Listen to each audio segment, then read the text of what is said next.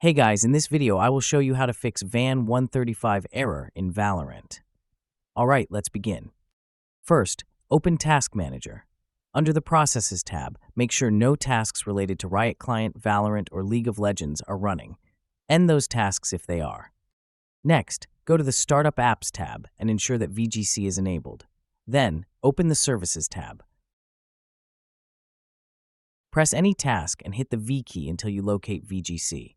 Right-click on it, choose Properties, set the startup type to Automatic, and make sure the service status is running.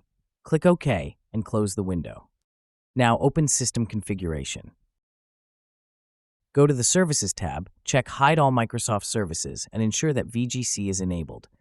If the issue still persists after a restart, go to Installed Apps. Search for Vanguard. Click the three dots next to it and uninstall it. Wait a few seconds for the uninstallation to complete. Once uninstalled, open the Riot client, launch Valorant, and let it update. This process will automatically reinstall Vanguard. After that, you should be able to play without encountering the VAN 135 error.